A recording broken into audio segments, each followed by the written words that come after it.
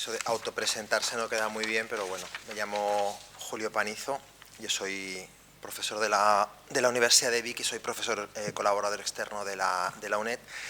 Y mi ponencia está dentro del bloque del ámbito internacional que se titula Jefatura de Estado e Imagen Pública, ¿vale? Mi ámbito de trabajo últimamente está muy relacionado con el ámbito internacional, sobre todo muy vinculado con el tema diplomático. Y bueno, esto ha sido como una carambola de muchas cosas, de un artículo que estaba preparando para otro sitio, un libro que escribí para otro lado, y de repente vas cuadrando, se van cruzando cosas, informaciones, y de repente dices, anda, me he encontrado con información que resulta que puede haber algo que significa, a lo mejor hay alguna línea que ves, hay como una confluencia que pasa más o menos lo mismo en situaciones parecidas. Dije, bueno, vamos a ver si es verdad o no es verdad. Bueno, el punto de partida de esto viene del ámbito diplomático, lo que os quiero un poquito contar. Os voy a introduciros unas líneas, un poquito alguna idea de lo que tiene que ver lo que es la diplomacia, cómo funciona, porque de oídas todos hemos oído hablar mucho de la diplomacia, pero luego en profundidad es muy desconocida, es un ámbito que es muy complejo. Entonces, básicamente la diplomacia, lo que entendemos es, hoy en día, es cómo se gestiona la relación entre diferentes territorios. Hoy en día los territorios se configuran en estados, pero básicamente la diplomacia siempre ha ejercido esa función independientemente de la estructura jurídica, legal que tuviesen esos diferentes territorios, ¿vale? Yo siempre cuando intento explicarla o intento imaginarme cómo inició la diplomacia, yo pienso que siempre la diplomacia es esa gestión de relación entre territorios en el momento en el que el ser humano en un momento concreto decidió establecerse de forma permanente en un sitio, automáticamente te obligaba a relacionarte con otros poblados o territorios que estaban cerca de tu espacio. Es decir, si compartimos un bosque, pues hay que ponerse de acuerdo y decir cómo vamos a gestionar ese bosque. Es decir, yo puedo cazar en todo el bosque o puedes cazar tú, quién recolecta en qué parte del bosque, hasta qué parte recolectas tú y en qué parte recolecto yo. O si compartimos, por ejemplo, un río, pues quién puede utilizar, si tú estás en la parte de atrás del río, si tú envías al río toda tu suciedad, las aguas que llegan a mi poblado están sucias, yo no las puedo utilizar. Entonces, todo eso automáticamente suponía la gestión de relaciones entre esos diferentes poblados. Esas relaciones inicialmente siempre eran ambulantes, es decir, se enviaba a alguien, un enviado o el jefe del poblado, que es el que iba al territorio ese concreto, a negociar con el otro jefe del poblado de, oye, ¿qué hacemos con el bosque? ¿Yo hasta dónde? Es que mi poblado es más grande que el tuyo, yo necesito más plantas, yo necesito más frutas, yo necesito más animales que en tu territorio. No podemos decir que hay ningún tipo de norma en este tipo de relación, digamos, diplomática, si la podemos llamar diplomática, ¿eh? Es decir, no hay ninguna norma, las normas son las que entre los dos poblados, en función de lo bien o lo mal que nos llevamos, lo que permitamos hacer o no hacer. Y casi siempre la base fundamental de la negociación o del acuerdo se basaba en la fuerza, es decir, aquel poblado que tenía un poder militar de fuerza mayor, es decir, yo tengo más armas o tengo más población, pues posiblemente decir, oye, yo quiero esto y si me lo das bien y si no, voy, te quemo el poblado y ya verás cómo tengo lo que quiero. Es decir, ahí había... podemos decir eso de voy a actuar diplomáticamente, eso no existía, ¿vale? No se planteaba, pero realmente era una forma de gestionar la relación entre diferentes territorios, ni más ni menos. Nos resultará un poco como extraña, un poco bárbara, un poco exagerada, pero realmente no es extraño imaginarnos que las cosas se gestionaban así, porque hoy en día vemos muchas cosas que casi se gestionan de la misma forma y supuestamente somos una sociedad bastante más evolucionada y avanzada. Vale. Esto ocurre hasta la Edad Media, es decir, no, aunque os he puesto una imagen ahí de una cueva de la prehistoria, pero prácticamente esto ocurre hasta la Edad Media, es decir, no había ningún tipo de forma, es decir, todo se gestionaba de forma ambulante, o el encargado, el reino del pequeño rey de tal, el duque del ducado de no sé dónde, iba a negociar con tal señor para lograr un acuerdo, para ayudarnos, o para enfrentarnos, o para ponernos un acuerdo de cómo vamos a gestionar las cosas. Esto evidentemente no fue siempre así. Ha habido un momento en la historia en donde surgió la necesidad de que ese tipo de relación diplomática se convirtiese en permanente. Bueno, ¿en qué momento ocurrió eso? Pues fundamentalmente ocurre al final de la Edad Media, ¿vale? En torno al siglo XV. En final de la Edad Media, final del siglo XV, principios del siglo XVI. ¿Y de dónde viene esto? ¿Quién fue quien dio el primer paso con respecto a eso?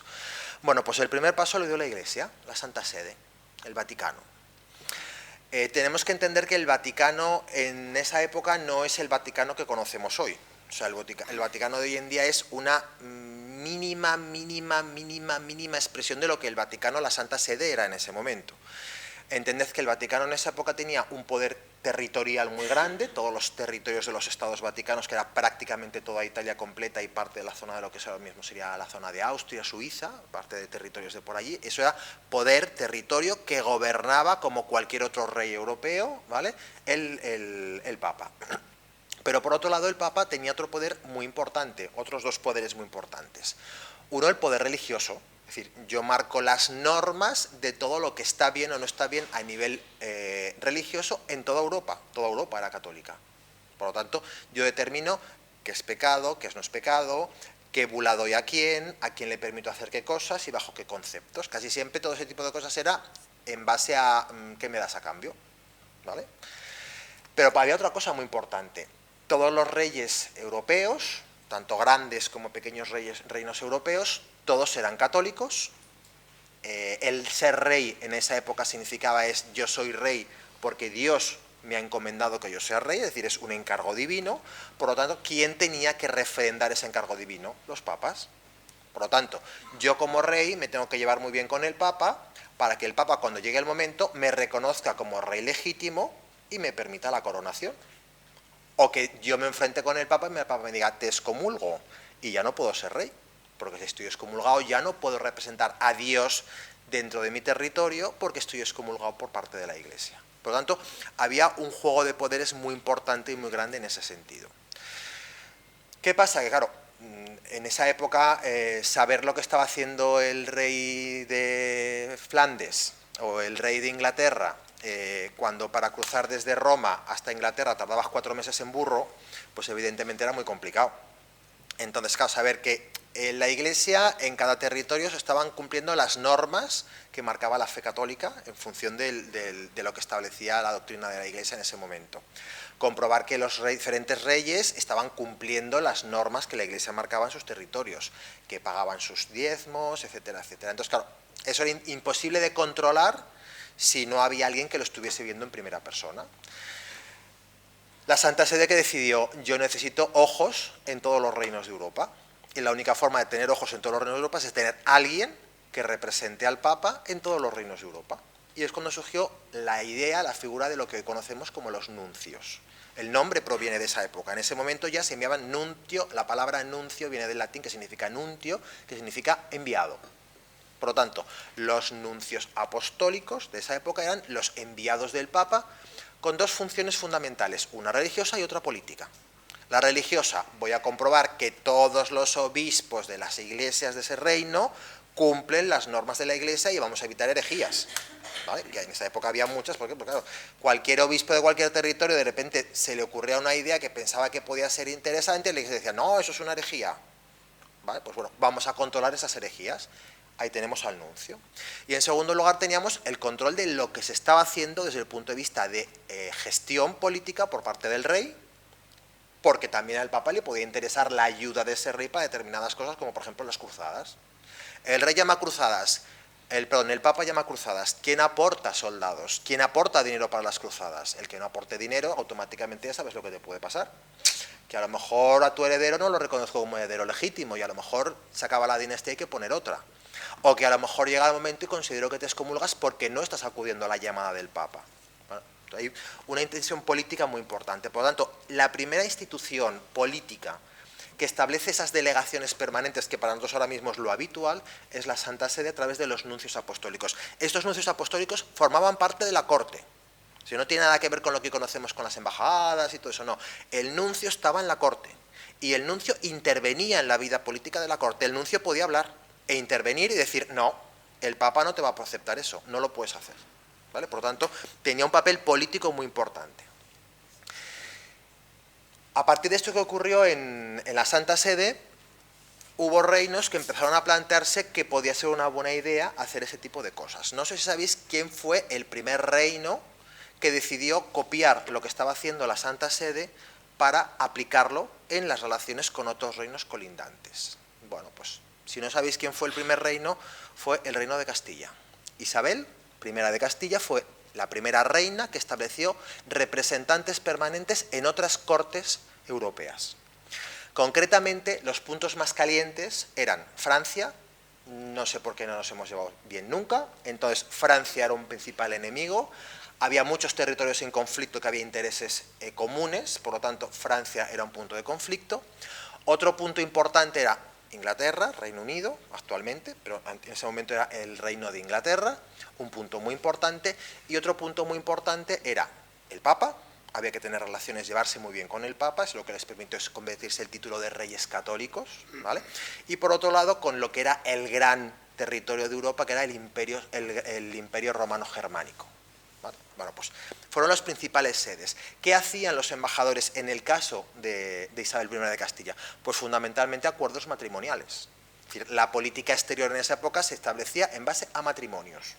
Si yo caso a mi hijo con tal persona, tenemos una relación familiar y eso nos va a permitir que yo pueda decir ayúdame en tal conflicto con tal otro. ¿Por qué hacían esta relación? Fundamentalmente esas relaciones lo que intentaban es vamos a buscar aliados para contrarrestar al que no es aliado mío y es el enemigo. Francia se llevaba muy mal con casi todo, se llevaba mal con Inglaterra, bueno, con Inglaterra a temporadas, a veces me quiero, a veces no me quería, según temporadas, pero iban buscando relaciones. Esto es lo que permitió, es lo que en base a esos matrimonios tuviésemos que los hijos de Isabel la Católica y de Fernando, tuviésemos una de las hijas estuvo casada con el rey de Portugal y fue reina de Portugal. Dos hijas fueron reinas de Portugal, la mayor Isabel y la cuarta, María. Pues cuando falleció la primera, ¿vale?, se casó la tercera con el viudo de la primera, ¿vale? Portugal era un territorio colindante y además había habido un conflicto muy grande anteriormente con el tema de la supuesta o la otra candidata al trono de Castilla, que era Juana la Beltraneja. Juana Beltraneja desterraron a Portugal, la forma de que no diese guerra, hay que tener a Portugal contento para que la controle, ¿vale? Por lo tanto, había todo ese conflicto. Bueno, pues así se establecían las relaciones diplomáticas en ese momento, ¿vale? Evidentemente, eso fue evolucionando con los años, sin normas, ¿vale?, sino que la costumbre te iba diciendo qué es lo que se podía hacer y lo que no se podía hacer en el ámbito diplomático. Hubo un primer intento de regulación en el año 1815, después de la derrota de Napoleón. Se convocó el primer Congreso de Viena, donde se estableció un poquito ya la figura de los funcionarios diplomáticos, un poquito unas mínimas funciones de que el diplomático no podía intervenir en la política interior del país donde estaba siendo representante. Hay unas mismas normas, pero muy incipientes, que es un poco lo que da inicio a lo que es el derecho internacional. Evidentemente, del año 1815 pasan cantidad de cosas en el ámbito de la historia que cambian el mundo, es decir, partiendo simplemente, pensemos en las dos guerras mundiales, en primer lugar, y luego todo el desarrollo de las comunicaciones y del transporte. O sea, en 1815 las posibilidades de desplazarte de un país a otro eran mínimas. Evidentemente, en cuanto desarrollamos ferrocarril, automoción, aviación, y en cuanto en la comunicación empieza a aparecer el telégrafo inicialmente, la radio, el teléfono, internet, fijaros el cambio que eso produce. Es decir, yo tengo un embajador en un país que yo para comunicarme con él tardo 3 meses en enviar un mensajero, o evidentemente a cuando me empiezo a relacionar con él por telégrafo le puedo dar una orden que le llega en más o menos 10 minutos, automáticamente cambia. Es decir, lo que puede hacer un embajador que es autónomo porque no me llegan órdenes, a cuando me están llegando ya indicaciones con 10 minutos de distancia, automáticamente va cambiando la función y la autonomía que tienen esos diplomáticos. En el año 61, después de la creación de las Naciones Unidas, uno de los puntos importantes de las Naciones Unidas fue crear unas reglas para las relaciones diplomáticas, fundamentalmente para evitar nuevos conflictos internacionales como el de las guerras mundiales. En el año 61, a partir de un documento de partida de Naciones Unidas sobre cómo se tendrían que regularse las relaciones diplomáticas, se aprueba la Convención, ¿vale?, o el Convenio de Relaciones Diplomáticas, que es el que actualmente está en vigor y es el que tienen suscritos prácticamente todos los países del mundo, y el que no lo ha suscrito automáticamente sabe que o me sumo a las reglas o no entro al juego, ¿vale? Por lo tanto, es la norma que tenemos actualmente en vigor. ¿Qué funciones reconoce esta Convenio de Viena? Pues primera función fundamental, la representación, es decir, todos los países tienen derecho a estar representados ante otros estados, y esta representación se tiene que hacer por personas y por estructuras debidamente reconocidas, por tanto, a través de las embajadas, las relaciones diplomáticas, y de los diplomáticos, porque un diplomático tiene que estar presentado, reconocido en el país, porque un diplomático que no está aceptado y reconocido en un país no puede ejercer, ¿vale? Porque un embajador presenta cartas credenciales. Es una forma de visualizar que el Estado receptor le acepta como representante válido de su territorio. Es una forma de visualizarlo, ¿vale? Pero hace falta que yo te nombre y que tú me aceptes ese nombramiento. Por lo tanto, función de representación. Segunda, función de negociación, porque la base de la diplomacia es negociar.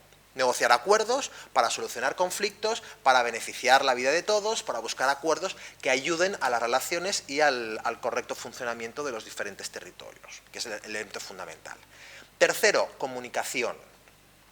La comunicación significa que las relaciones diplomáticas se basan en establecer lazos de comunicación en el que, por ejemplo, España sea conocida en todo el mundo a partir de sus misiones diplomáticas, ¿vale? Y que las misiones diplomáticas extranjeras en España nos transmitan información de lo que está pasando en su país, para que nosotros sepamos qué pasa, qué decisiones, qué ocurre, ¿vale? Por ejemplo, nosotros sabemos de Ucrania muchas cosas porque la Embajada de Ucrania nos da información de primera mano al gobierno para que sepa cómo están las cosas.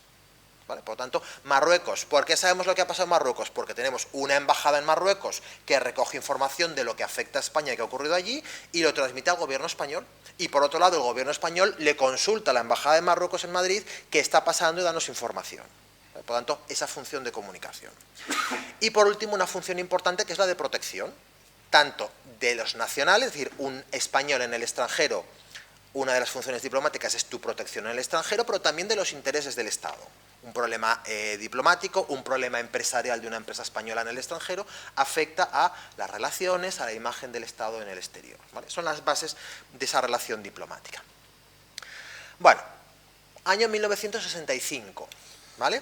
En la Fletcher School of Law and Diplomacy de la Tufts University en Estados Unidos, este señor Edmund Gillion es un diplomático americano, es decano de esa escuela diplomática en ese momento, y en la sesión inaugural del curso nombra por primera vez de un concepto que no se ha utilizado nunca y habla de la diplomacia pública por primera vez.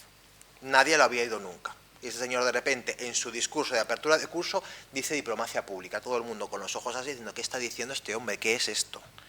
¿Qué dijo que era la diplomacia pública? Dice que la diplomacia también era influir en las actitudes del público, en la formación y en la ejecución de la política exterior. Y eso incluye dimensiones de relaciones internacionales más allá de la diplomacia tradicional, de la embajada, del diplomático, del embajador, del cónsul, sino que hay que cuidar la opinión pública en los diferentes países, es decir, qué opinan de mi país. Hay que establecer relaciones con grupos de interés dentro de ese país, no solamente con el gobierno, ¿vale? Y luego hay que presentar datos sobre asuntos exteriores, impacto en la política, comunicación entre diplomáticos, corresponsales y desarrollo de procesos de comunicación intercultural. Cuando la gente escucha esto dice, este hombre, ¿qué está diciendo? Dice, nos está desmontando todo lo que era la diplomacia. Es decir, la diplomacia es todo muy formal, el embajador, reverencias absolutas, la palabra del embajador era intocable. De repente dice, no, no, es que el Estado no solamente se puede comunicar a través de los embajadores y de las embajadas, hay que llegar a la gente de la calle. ¿Por qué? Pues porque estamos hablando, año 65, la televisión existe en todas las casas, la radio, el acceso a los medios de comunicación, la prensa, fijaros hoy en día. Sí, lo de 65 era prehistoria, como estamos ahora mismo. Entonces, él en el 65 decía, es que hay que llegar a la gente, no simplemente eso. Es decir, para que el país sea atractivo no tenemos que llevarnos bien con el gobierno. La gente tiene que pensar que el país es atractivo y quiera estar, conocer, relacionarse y hacer negocios con nuestro país. Bueno, automáticamente, ¿qué pasó? Estados Unidos automáticamente tomó la idea y dijo, hay que generar impacto y opinión pública en las élites del exterior. Hay que llegar a las élites del exterior y la opinión pública. ¿Y qué hizo? Creó una agencia de información en el año 65. Estuvo ejerciendo durante los años 70, la década de los 70. Y en la década de los 80 esto se incorporó a la Secretaría de Estado, al Departamento de Estado, lo que es el Ministerio de Asuntos Exteriores americano. Por tanto, ellos en la década de los 70 ya empezaron a trabajar este concepto de que hay que impactar en la opinión pública del extranjero, de otros países, y hay que llegar a las élites. Bueno, eso automáticamente se empezó a transmitir por capilaridad a otro tipo de países.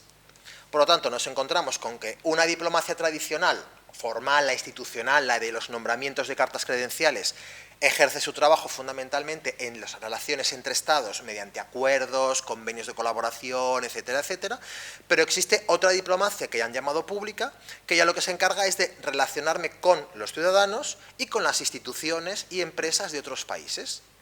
Por lo tanto, nos encontramos con un ámbito en el que los dos tipos de diplomacia se complementan. Donde no llega la diplomacia tradicional, formal, institucional, puede llegar a la diplomacia pública, aquella que no es tan institucional, que es más sutil y está más dirigida al ciudadano, ¿vale? Por lo tanto, se convierte en uno de los puntos. Hoy en día no hay país en el mundo que dentro de la estrategia de política exterior no tenga estrategia de diplomacia pública, ¿vale? Es absolutamente ningún país del mundo obvia eso. Bueno, ¿cómo funciona la diplomacia pública? A 3 ámbitos de tiempo. Corto plazo, noticias. Vamos a generar noticias que hablen bien de mi país y que aparezcan en los medios. Por eso cantidad de veces ha aparecido en el Washington Post, en el New York Times, ¿vale? Noticias sobre España, noticias positivas, que cuenten cosas que hacemos bien, interesantes, investigaciones, innovaciones, descubrimientos, patentes, las vacunas famosas del COVID. Las vacunas del COVID fue una herramienta de diplomacia pública espectacular de qué países estaban en la primera línea de la investigación médica, ¿vale? Noticias es un primer corto plazo que llega muy capilarmente al ciudadano, a la gente de la calle. Un segundo nivel, medio plazo, fundamentalmente mediante grandes eventos internacionales, como por ejemplo cuando un país acoge unas Olimpiadas, ¿vale? Es una acción de diplomacia pública, ¿vale? Grandes eventos internacionales como por ejemplo el funeral de la reina Isabel II, ¿vale? Funciona a medio plazo. Hago grandes acontecimientos que llegan a la población y transmiten una imagen de mi país. Evidentemente yo me encargo que esa imagen de mi país, cuando planifico eso, sea la que yo quiero transmitir, evidentemente que sea positiva, beneficiosa, que me posicione en la esfera internacional. Y un tercer nivel a largo plazo, por ejemplo, Instituto Cervantes, instituciones públicas, acuerdos de investigación, o sea, un ámbito cultural. Vamos a transmitir nuestra cultura a otros países. Acuerdos entre universidades, acuerdos de colaboración, estancias en el extranjero, ¿vale? Todo ese tipo de cosas es una forma de llegar a largo plazo a la población, ¿vale? Por lo tanto, se ejecuta en torno a esos 3 ámbitos. Vamos a hablar, lo que quiero contar es de qué forma los actos de la jefatura del Estado influyen en esa diplomacia pública. Por lo tanto, nos vamos a encontrar en los perfiles de medio plazo, que automáticamente los perfiles de medio plazo tienen repercusión a corto plazo porque generan noticias, ¿vale? Por lo tanto, el acto tiene interés, pero porque inmediatamente también genera una repercusión mediática que es la que llega a otros estadios. Vamos a ver ejemplos de algunos eventos. Vamos a ver 2 ejemplos de 2 monarquías y 2 ejemplos de 2 repúblicas, de actos de Estado, también para ver si la influencia es la misma y si la imagen exterior que proyectan tiene el mismo grado de impacto en un caso que en otro, que es donde venía mi pensamiento, es decir, ¿y si esto lo hace una república, lo que hace la república, impacta igual que cuando hace una monarquía o no? Bueno, proclamación del rey Felipe VI, año 2014, bueno, la monarquía española no es una monarquía que tenga grandes eventos con una tradición importante. La monarquía española siempre ha sido muy parca en las grandes ceremonias, no es una monarquía que se corone, se proclama, por lo tanto siempre históricamente es más de cuadros, hazme un retrato con un manto, pero nunca verás al rey con un manto, ¿vale? No verás a Fernando VI o VII, no lo veían nunca con el manto de la Orden del Toisón de Oro, pero se retrataba con el manto del Toisón de Oro. Bueno, pues en el caso de la monarquía española, más parca en actos, pero ha habido, por ejemplo, un gran acto ceremonial como fue la proclamación del rey, que se planteó como un evento puramente interno. Es decir, no había ningún invitado internacional, no se invitó a jefes de Estado extranjeros, etcétera, etcétera. Era un acto interno, pero que tuvo una repercusión internacional muy importante, ¿vale? El acto comenzó con la imposición del fajín de capitán general del ejército por parte de su padre, del rey Juan Carlos, y luego a continuación los actos propios de la proclamación que se hacían en el Palacio de las Cortes, en la carrera de San Jerónimo. Esto es la llegada del rey al Palacio de las Cortes, donde se le rinden honores, y en el interior de la tribuna se desmontó de como está tradicionalmente y se montó esta puesta en escena. En esta puesta en escena se presentaron los 3 poderes del Estado: el poder ejecutivo, el poder legislativo y el poder judicial. Los reyes en la posición central, ocupando la posición central, con las infantas a su izquierda. Fijaros que teóricamente, si cogemos el lado de que tenemos, las infantas tendrán que ir a la derecha, porque van delante. No, estamos en la Cámara Legislativa, por tanto, dentro de la Cámara Legislativa, los representantes del Poder Legislativo van a la derecha del jefe del Estado. Por eso tenemos al presidente del Congreso y el Senado a la derecha, que ahora veremos dónde. Tenemos representado la estructura de la Casa Real, también detrás de ellos, jefe de la Casa del Rey, secretario general, jefe del cuarto militar, ¿vale? Y el asesor en política exterior, ¿vale? Tenemos mesa del Congreso a la derecha, mesa del Senado a la izquierda. Como estamos en el Senado, la mesa del Congreso toma precedencia sobre la mesa del Senado. Y luego lo que tenemos es a los representantes del Poder Legislativo, presidente del Congreso y presidente del Senado, a la derecha, porque ellos son realmente los anfitriones del acto. Ellos son los que acogen en su casa el acto, el rey preside, pero yo soy el anfitrión. De hecho, el que toma juramento al rey es el presidente del Congreso. ¿Vale? Bueno, ¿dónde está el poder? Que me he cortado. El poder judicial lo tenemos a la izquierda, ¿vale? Con el presidente del Consejo General del Poder Judicial y el presidente del Tribunal Constitucional. Poder ejecutivo estaba detrás del presidente del Congreso en esa imagen, no se le ve. Ahí tenemos al presidente del Gobierno, en ese momento Mariano Rajoy, en representación del Poder Ejecutivo, que todo el mundo decía, ¿y por qué el presidente del Gobierno no se sienta en su escaño como diputado? Pues porque aquí no es una sesión habitual, sino que representamos a los tres poderes en la tribuna, ¿vale? Que los tres poderes de alguna forma son los que reciben, en nombre de todos los ciudadanos, el juramento del rey. Bueno, los símbolos del Estado, de la corona concretamente, la corona y el cetro, que no se usan, son simplemente decorativos, pero estaban presentes en la ceremonia. Bueno, hubo un desfile posterior en la carrera de San Jerónimo, un recorrido por las calles de Madrid y luego un saludo desde el balcón del Palacio Real de Madrid, y luego en el interior hubo una recepción oficial donde hubo mucha gente representante de la política, la cultura, etcétera, etcétera. Horas, ¿eh? Decían incluso que la reina que acababa con llagas en las manos de los anillos de las señoras que le hacían llagas en las manos y tal. Bueno, ahí tenemos de todo estrato. Ahí tenéis, por ejemplo, Isabel Preisler, el que era presidente del Real Madrid, o sea, de todos los ámbitos estuvieron presentes en esa. Vale, vamos a otro ejemplo. Funeral de Isabel II. Luego os digo los datos, ¿vale? Vamos a recordar simplemente el acto y luego os doy los datos. Funeral de Isabel II, fallece el 8 de septiembre, el funeral el día 19, 10 días de ceremonias en torno al funeral. Falleció en Balmoral, en Escocia, hubo actos de despedida en Escocia, se trasladó a Londres y en el Westminster Hall, al Parlamento Británico, se montó la capilla, ¿vale? Ardiente con el féretro.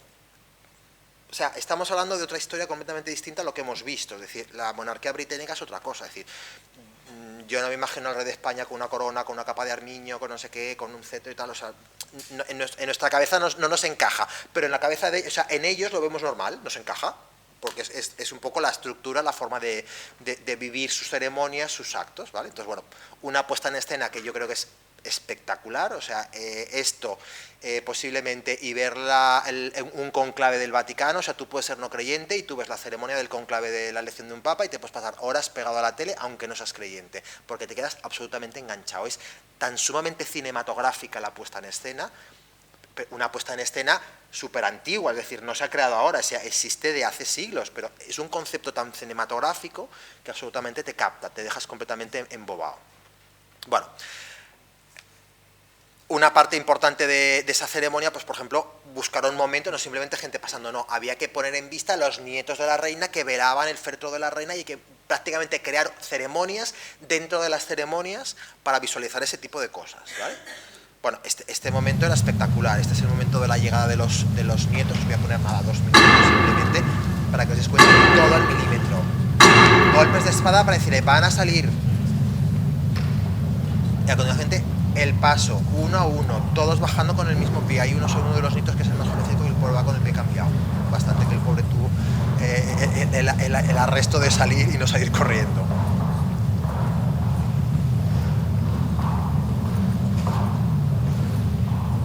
O sea, tardaron 10 minutos en llegar al féretro de la abuela, pero te quedas pegado mirando cómo caminan.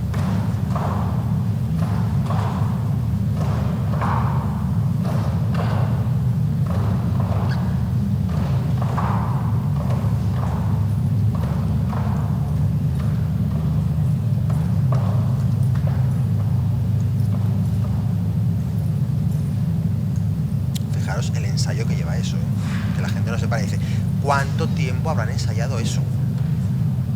Evidentemente no lo habrán ensayado allí, donde sea, y han ensayado cómo bajamos la escalera, cómo nos ponemos, dónde empezamos, porque luego hay que llegar al féretro y en el féretro hay que repartirse. Es decir, ¿Dónde entra uno? ¿Por dónde entra el otro? ¿Dónde me coloco? Fijaros cómo van a subir la escalera todos a la vez, cómo uno marca el paso y a continuación todos van detrás.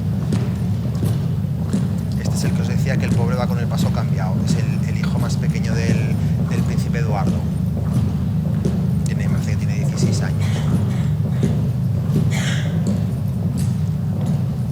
Pero fijaros la coreografía que hay de la puesta en escena.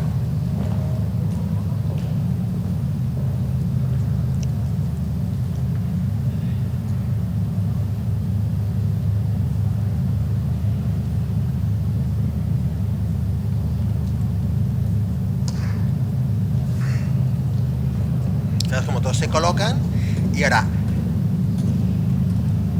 falta el William que estaba por detrás y ahora el príncipe Harry ¿ves? Dan el aviso de que ahora ya pueden subir a la tribuna. Y fijaros que los dos que están en la punta, que están más lejos, se acercan hasta el centro y como están todos en el mismo peldaño, todos a la vez. O sea, eso lleva muchas horas de ensayo.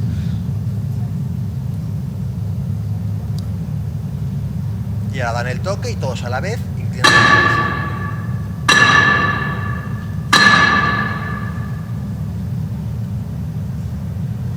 O sea, parecen robots, ¿vale? Pero la puesta en escena es así, te quedas pegado, ¿vale? Bueno, traslado a la Basílica de Westminster para el funeral, ¿vale? Con el cetro, la corona. La capilla de Westminster también la puesta en escena espectacular, ¿vale? En primera fila aquí abajo tenemos a la familia real. Y enfrente tenemos, por ejemplo, pues las familias reales visitantes que participan en la ceremonia. Tenemos a los reyes de España, los reyes de Holanda, etcétera. Por detrás tenemos, por ejemplo, la monarquía saudí, ¿vale? Luego, el traslado del féretro hacia Buckingham para trasladarla luego a Windsor, para la puesta en escena, con los Royal Navy trasladando el féretro, con las... O sea, cantidad de imágenes ensayando por la noche, por las calles de Londres, cómo tenían que llevar para hacer los pasos y todo, ¿vale? Bueno, la ceremonia absolutamente espectacular, cuidada, al detalle, la puesta en escena, la retransmisión por televisión absolutamente espectacular, ¿vale? La coronación del rey Carlos III, pues 3/4 de lo mismo, ¿vale? Decían que le iban a modernizar, pero bueno, la modernización fue lo mínimo posible, ¿vale? El traslado, la llegada con las grandes capas del rey, la puesta en escena, todo el mundo con las capas de las diferentes órdenes, ¿vale? El momento de la unción, ¿vale? Que cubrieron como un espacio un poquito más íntimo, el trono de San Eduardo, el momento de la coronación por parte del arzobispo de Westminster, ¿vale? El traslado del rey ya con la corona y los cetros al segundo trono, ¿vale? El juramento del príncipe William al rey, primero tocando la corona y luego de rodillas en nombre de todo el Reino Unido. Ahí fue un poco donde se puso la innovación un poco, es decir, que en vez de pasar todos los nobles a prestar juramentos, solamente hizo en ese momento ya príncipe de Gales en nombre de todos los ciudadanos, ¿vale? Y luego ya el momento de la coronación de la reina Camila, ¿vale? Traslado, el saludo de eso, o sea, yo no me imagino al rey Felipe y a la reina Leticia en el balcón de eso así, no me lo imagino, pero en el Reino Unido, a mí de hecho incluso este momento a mí me chocó mucho. Yo no sé, o sea, el momento de la ceremonia, pero yo el momento del balcón con la corona, los dos puestos y tal, me llegó a chocar incluso, digo, ya no me pega. En este momento ya me choca ya demasiado lo de la corona y lo de las capas, ¿vale? Bueno, vamos a dos casos de dos países. Uno, vamos a coger un país importante, Estados Unidos. Posiblemente la ceremonia institucional más importante que tengan es la toma de posesión del presidente de los Estados Unidos. No tienen muchas más ceremonias visibles, importantes en el transcurso de la vida política, la toma de posesión. La toma de posesión siempre se hace el día 20 de enero, todos los años, de cada 4 años, siempre es el día 20 de enero, ¿vale? Entonces, se hace siempre en la parte trasera del Capitolio, como representación de la Cámara de Representación de los Ciudadanos. Fijaros la puesta en escena. Realmente es una ceremonia súper sencilla, o sea, es más de aparente. La ceremonia es muy sencilla porque prácticamente consiste en un discurso del presidente de la Cámara de Representantes. A continuación, el presidente de los Estados Unidos jura el cargo delante de la Cámara de Representantes. Estaba diciendo, digo, esta foto mía no tenía vídeo y me extraña que los americanos pongan el himno de España.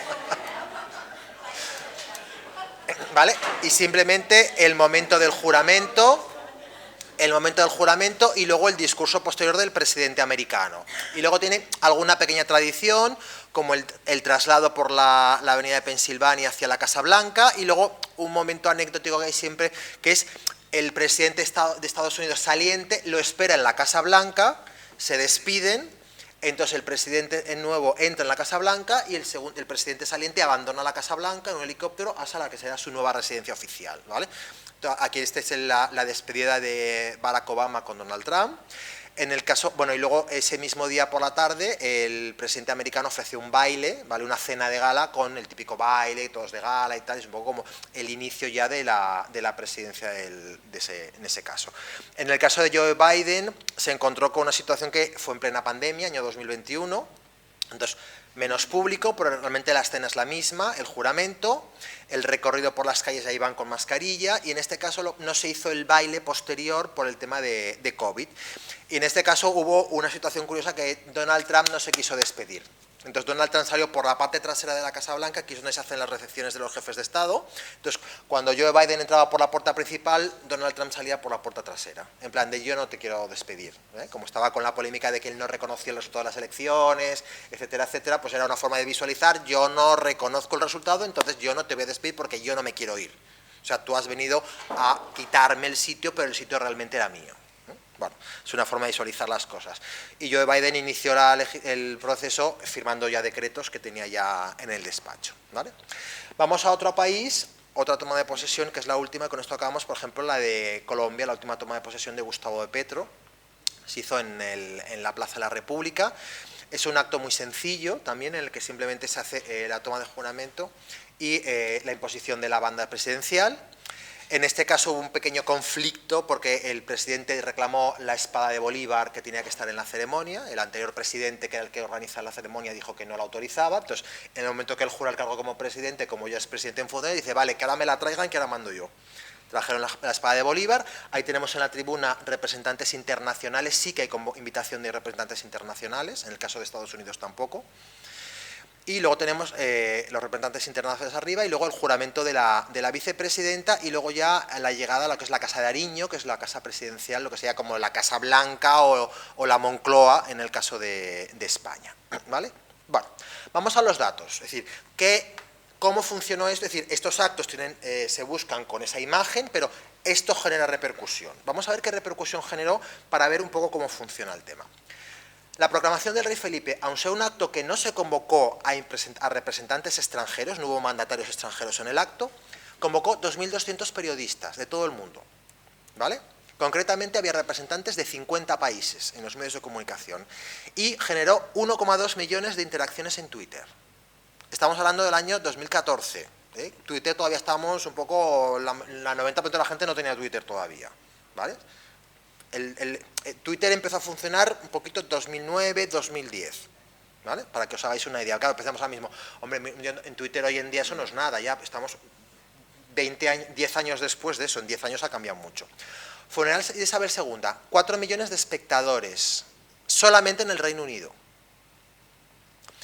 4.275 noticias en todo el mundo que llegaron a 1.650 millones de personas en todo el mundo, ¿vale? 15.327 impactos en medios de comunicación de más de 3.000 lectores online, medios online, ¿vale? O sea, fijaros, 77 millones de espectadores potenciales de la retransmisión de televisión, ¿vale? Y generó un impacto económico de 262 millones de euros en Reino Unido. ¿Vale? Coronación de Carlos III. 19 millones de espectadores en el Reino Unido. Fijaros que con 4.000 millones en el de la reina Isabel II, 19 millones bajó bastante. 3.323 noticias con una audiencia potencial de 1.192 millones. El cero del final me sobra, se me ha ido. Y económicamente generó un impacto turístico de 1.500 millones de libras. Souvenirs, regalos, gente que vino al Reino Unido a ver la ceremonia, pernoctaciones, comidas y tal. Inauguración de Donald Trump, 31 millones de espectadores en el Reino Unido, se retransmitió en directo en 15 cadenas de televisión. ¿Vale? En ese momento fue la segunda ceremonia más vista del Reino Unido. 6.824 millones de usuarios únicos hicieron publicaciones en Twitter. ¿Vale? 377.000 espectadores simultáneos al mismo tiempo, es decir, el momento de tope de gente publicando en Twitter, había 377.000 personas publicando a la vez. Fue el pico. Más de 12 millones de tweets en total. ¿Vale? Y el punto clave, a las 12 y 2 minutos se publicaron 50.000 tweets por minuto. ¿Vale? Biden, los americanos, en ese sentido, les importa lo que pasa en Estados Unidos. A mí me da igual lo que publique el mundo con respecto a mí. 31 millones de espectadores en 15 cadenas y 6.824 millones de usuarios únicos en Twitter. La de Pietro, por ejemplo, no hay datos. Ni internos ni externos, ¿vale? Bolita de desierto, porque no hay datos con respecto al impacto. Ni internos, no hay datos de ningún tipo sobre el impacto, ¿vale? Por lo tanto, conclusiones de todo esto. Con respecto a las monarquías, generan más interés mediático las ceremonias que organizan las monarquías, ¿vale? Las ceremonias están mucho más cuidadas y tenemos un componente en muchos casos tradicional que capta mucho la atención y especialmente en países republicanos. Capta mucho la atención. ¿Qué pasa con las ceremonias de las monarquías? Porque aquí no las vemos, entonces me llama mucho porque es lo exótico, digamos, ¿vale? Mucho impacto del tema de la tradición. En el caso de las... Hay Fanta, esta es Sor Úrsula, la de ayer. En el caso de las repúblicas tenemos el interés mediático es interno en el país y por el poder que manifiesta la monarquía y la república, y son ceremonias mucho más sencillas que muchas veces las monarquías intentan mirar de reojo de cómo se hacen las monarquías e intento adaptarlo, llevarlo a mi terreno y relajarlo un poquito más para que sea menos mediático, ¿vale? Por lo tanto, nos encontramos con esas conclusiones. Tienen un interés mediático importante, pero sí que es cierto que en el caso de Estados Unidos, por el país que es, pero generalmente las ceremonias de las monarquías captan mucha más atención mediática, por lo tanto, podemos deducir que el impacto de imagen exterior es mayor. ¿Vale? Y con esto acabamos.